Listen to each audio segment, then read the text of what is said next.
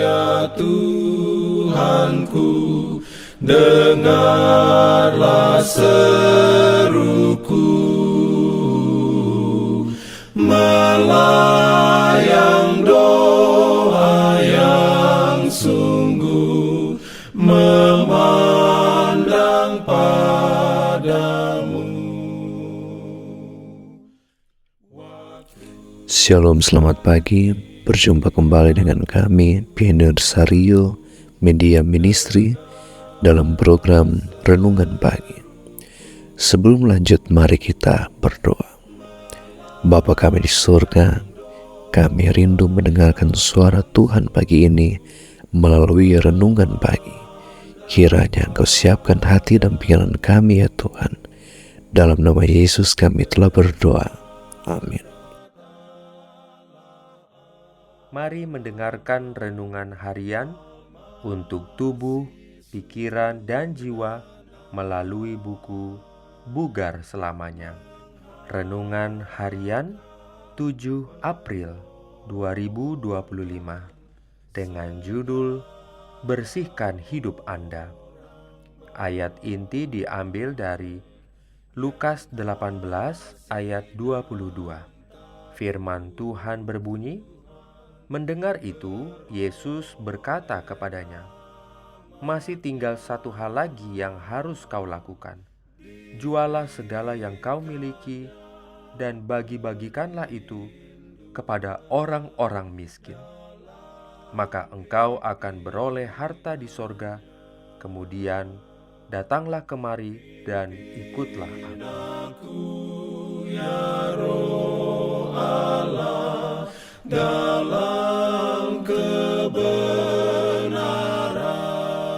Urayanya sebagai berikut. Berapa banyak waktu yang Anda habiskan untuk mengambil dan menyimpan barang-barang, mencari sesuatu yang baru saja Anda miliki, atau membongkar laci lemari Anda hanya untuk mencari kaos kaki yang hilang? Apakah meja Anda penuh dengan surat-surat tua? Dan apakah lemari Anda terlihat seperti toko barang bekas yang penuh dengan barang-barang yang sudah ketinggalan zaman? Don Aslet, penulis Clutter's Last Stand, memperkirakan rata-rata keluarga di Amerika memiliki mainan 75% lebih banyak dan furnitur 25% lebih banyak daripada yang sebenarnya mereka butuhkan. Selain itu, garasi yang awalnya dirancang untuk otomotif sekarang menyimpan lemari es tua dan pengering rusak, serta menjadi kuburan untuk peralatan olahraga dan berkemah yang tidak terpakai. Kita telah menjadi satu generasi yang kaya akan harta benda. Namun, pertanyaannya adalah, apakah harta mengendalikan Anda? Atau apakah Anda mengendalikan harta itu?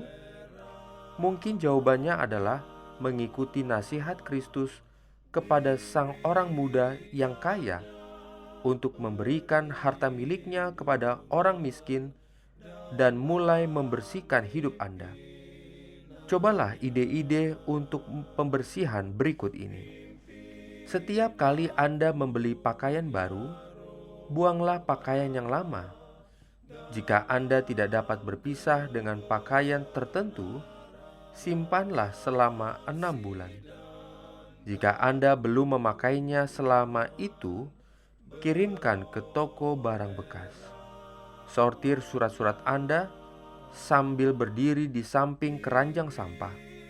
Buka surat penting dan atur itu ke dalam kategori seperti tagihan yang harus dibayar atau korespondensi yang harus dijawab. Kurangi tumpukan majalah lama dengan cara menyobek artikel atau resep yang ingin Anda simpan dan arsipkan. Lalu, ambil bagian yang tersisa dan bawa ke pusat daur ulang. Temukan beberapa keluarga miskin di komunitas Anda yang memiliki anak-anak yang lebih muda daripada anak Anda yang akan menikmati menggunakan mainan dan pakaian yang dimiliki anak-anak Anda yang sudah tumbuh lebih besar. Kemudian, berikanlah itu kepada mereka. Adakan bazar cuci gudang tahunan dan ubah sampah Anda menjadi uang tunai. Itu akan membuat Anda takjub melihat apa yang akan dibeli orang jika harganya tepat. Apakah kehidupan pribadi Anda perlu pembersihan? Terlalu banyak orang Kristen yang menyimpan emosi negatif, rasa bersalah, dan dendam. Yang lain berpegang pada kebiasaan-kebiasaan yang tidak sehat. Seperti orang Kristen dalam karya klasik John Bunyan, Pilgrim's Progress. Anda mungkin perlu untuk datang ke kayu salib dan melepaskan beban dosa yang membebani Anda. Tentukan mulai hari ini dan seterusnya, entah itu emosi, kebiasaan, atau harta benda yang mengacaukan dan mengendalikan Anda, bahwa Anda akan membersihkan hidup Anda.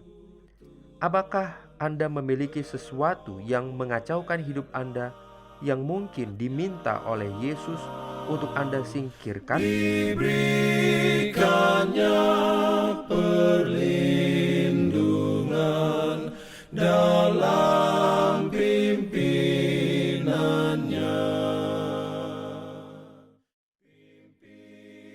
Demikianlah renungan di pagi hari ini. Tuhan Yesus memberkati kita semua. Mari kita berdoa.